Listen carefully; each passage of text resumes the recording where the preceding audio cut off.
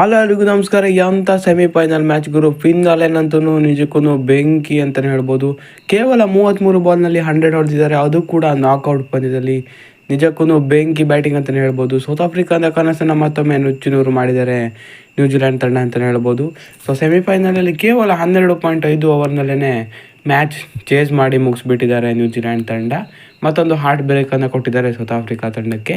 ಇದಕ್ಕೆಲ್ಲ ಪ್ರಮುಖ ಕಾರಣ ಅಂದರೆ ಫಿನಾಲೆನವರ ದೈತ್ಯ 100 ಅಂತಲೇ ಹೇಳ್ಬೋದು. ಕೇವಲ 33 ಬಾಲ್ನಲ್ಲೇ 100 ಹೊಡೆದಿದ್ದಾರೆ ಅಂದರೆ ಗ್ರೇಟ್ ಅಂತಲೇ ಹೇಳ್ಬೋದು. 10 ಬೌಂಡ್ರಿ ಹಾಗೂ 8 ಸಿಕ್ಸ್ ಸಹಿತ 303 ಸ್ಟ್ರೈಕ್ ರೇಟ್ನಲ್ಲಿ 100 ಹೊಡೆದಿದ್ದಾರೆ. ನಿಜಕ್ಕೂ ಬೆಂಕಿ 100 ಅಂತಲೇ ಹೇಳ್ಬೋದು. ಎಂತಹ ಒಂದು ಪಂದ್ಯ ಇವತ್ತು ನೋಡೋದಕ್ಕೆ ಸಿಕ್ತು ಅಂತಲೇ ಹೇಳ್ಬೋದು. ಸೊ ಸೌತ್ ಆಫ್ರಿಕಾದ ಕನಸನ್ನು ನುಚ್ಚುನೂರು ಮಾಡಿದ್ದಾರೆ ಅಂತಲೇ ಹೇಳ್ಬೋದು ನ್ಯೂಜಿಲೆಂಡ್ ತಂಡ. ಈ ಮ್ಯಾಚ್ನಲ್ಲಿ ಏನೇನಾಗಿತ್ತು ಅಂತ ಸಣ್ಣದಾಗಿ ನೋಡೋಣ ಈ ವಿಡಿಯೋದಲ್ಲಿ. ಅದಕ್ಕೂ ಮೊದಲು ಚಾನಲ್ಗೆ ಹೊಸಬರಾಗಿದೆ ದಯವಿಟ್ಟು ಸಬ್ಸ್ಕ್ರೈಬ್ ಮಾಡಿ. ಬನ್ನಿ ವಿಡಿಯೋನ ಪಟ ಅಂತ ಸ್ಟಾರ್ಟ್ ಮಾಡೋಣ. ಇವತ್ತು ಸೌತ್ ಆಫ್ರಿಕಾ ಮೊದಲು ಬ್ಯಾಟಿಂಗ್ ಮಾಡ್ತಾರೆ. ಸೊ ಅಷ್ಟೊಂದು ಚೆನ್ನಾಗಿರೋ ಆರಂಭ ಏನು ಸಿಕ್ಕಿಲ್ಲ ಇವತ್ತು ಸೌತ್ ಆಫ್ರಿಕಾ ತಂಡಕ್ಕೆ. ಯಾಕಂದರೆ ಕ್ವಿಂಟನ್ ಡಿ ಕಾಕ್ ಮತ್ತು ರಿಯಾನ್ ರಿಕಲ್ಟನ್ ಬೇಗನೆ ಔಟ್ ಆಗ್ತಾರೆ. ಕೇವಲ 12 ರನ್ಗೆ 2 ವಿಕೆಟ್ ಕಳೆದುಕೊಂಡು ಸೌತ್ ಆಫ್ರಿಕಾ ಆರಂಭದಲ್ಲೇ ಆಘಾತ ಅನುಭವಿಸ್ತಾರೆ. ಕಾಲೆ ಮೆಕಾನ್ಸಿ ಅವರು 2 ವಿಕೆಟನ್ನು ತೆಗಿತಾರೆ. ಸೊ ಅದಾದ ಬಳಿಕ ಐಡನ್ ಮಾರ್ಕ್ರಮ್ ಮತ್ತು ಡೆವಾಲ್ಡ್ ಬ್ರೇವಿಸ್ ಸ್ವಲ್ಪ ಅಡಿಪಾಯವನ್ನು ಹಾಕ್ಕೊಡ್ತಾರೆ ಸೌತ್ ಆಫ್ರಿಕಾ ತಂಡಕ್ಕೆ.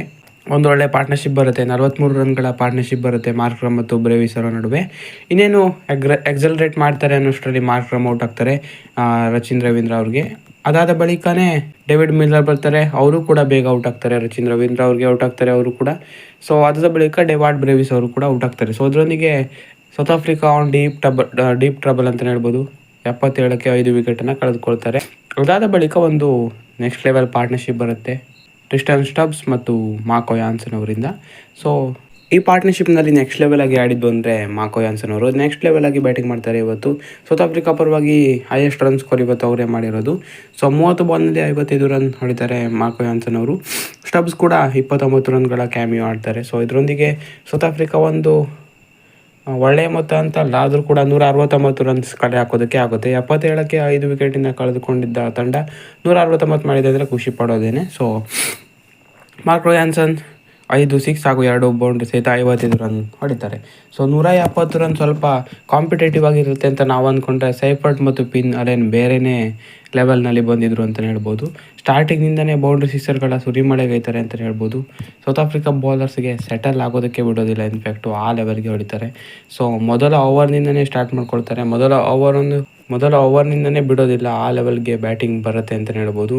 ಸೊ 18 ರನ್ನು 11 ರನ್ನು 20 ರನ್ನು ಹೀಗೆ ಓವರ್ಗೆ ಜಾಸ್ತಿ ಮಾಡ್ಕೊಳ್ತಾ ಹೋಗ್ತಾರೆ ತಮ್ಮ ರನ್ಸನ್ನು ಅಂತಲೇ ಹೇಳ್ಬೋದು. ಸೊ ಇದರೊಂದಿಗೆ ನೆಕ್ಸ್ಟ್ ಲೆವೆಲ್ ಆಗಿರೋ ಪಾರ್ಟ್ನರ್ಶಿಪ್ ಬರುತ್ತೆ ಟಿಮ್ ಸೈಫರ್ಟ್ ಮತ್ತು ಫಿನ್ ಅಲೆನ್ ಅವರ ನಡುವೆ. 117 ರನ್ಗಳ ಬೃಹತ್ ಪಾರ್ಟ್ನರ್ಶಿಪ್ ಇವರು ಕಲೆ ಹಾಕ್ತಾರೆ. ಸೊ ಅದು ಕೂಡ ಕೇವಲ 9 ಓವರ್ನಲ್ಲೇ ಇಷ್ಟು ರನ್ ಕಲೆ ಹಾಕಿದ್ರು ಅವರು. ಸೊ ಆಲ್ಮೋಸ್ಟ್ ಸೌತ್ ಆಫ್ರಿಕಾನ ಇಲ್ಲೇ ಗೇಮ್ನಿಂದ ತೊಗೊಂಡು ಹೋಗ್ಬಿಟ್ಟಿದ್ರು ಆಚೆ ಅಂತಲೇ ಹೇಳ್ಬೋದು. ಸೊ ಆದರೂ 1 ವಿಕೆಟ್ ಬೀಳುತ್ತೆ, ಅದು ಕೂಡ ಸೈಫರ್ಡ್ದು. 33 ಬಾಲ್ನಲ್ಲಿ 58 ರನ್ ಹೊಡೆದು ಒಳ್ಳೆ ಬ್ಯಾಟಿಂಗ್ ಆಡಿ ಹೋಗಿದ್ರು. ಸೊ ಇನ್ನೊಂದು ಎಂಡ್ನಲ್ಲಂತೂ ಪಿನ್ನಲ್ಲೇ ನೆಕ್ಸ್ಟ್ ಲೆವೆಲ್ ಆಗಿ ಗುದ್ತಾ ಇದ್ರು. ಕೇವಲ 19 ಬಾಲ್ನಲ್ಲೇ 50 ಕಂಪ್ಲೀಟ್ ಮಾಡಿದ್ರೆ ಅದಾದಮೇಲೂ ಕೂಡ ಗುದ್ದೋದನ್ನು ಬಿಡೋದಿಲ್ಲ. ಸೈಫರ್ಟ್ ಔಟ್ ಆದ ಬಳಿಕ ಪಿನ್ ಅಲೆನ್ ಇನ್ನೂ ಕೂಡ ನೆಕ್ಸ್ಟ್ ಲೆವೆಲ್ ಆಗಿ ಬ್ಯಾಟಿಂಗ್ ಆಡ್ತಾರೆ. ಸೊ ಇದರೊಂದಿಗೆ ಕೇವಲ 33 ಬಾಲ್ನಲ್ಲಿ 100 ಗಳಿಸ್ತಾರೆ. ಇದಂತೂ ನೆಕ್ಸ್ಟ್ ಲೆವೆಲ್ ಅಂತಲೇ ಹೇಳ್ಬೋದು. ಸೂಪರ್ ಆಗಿರೋ 100 ಬರುತ್ತೆ.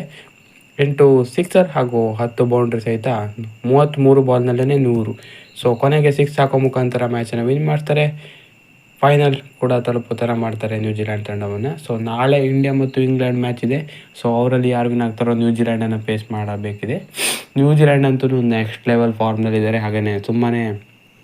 ಸೊ ನೋಡೋಣ ಏನಾಗುತ್ತೆ ಏನು ಅಂತ. ಸೊ ಈ ಮ್ಯಾಚ್ ಅಂತೂ ಒನ್ ಸೈಡೆಡ್ ಆಗಿ ನ್ಯೂಜಿಲೆಂಡ್ ಗೆದ್ದಾಗಿದೆ. ಸೊ ಇದಾಗಿತ್ತು ವಿಡಿಯೋ. ಹೆಚ್ಚಿನ ವಿಡಿಯೋ ಆಗಿದೆ. ಸಬ್ಸ್ಕ್ರೈಬ್ ಮಾಡಿ. Thank you.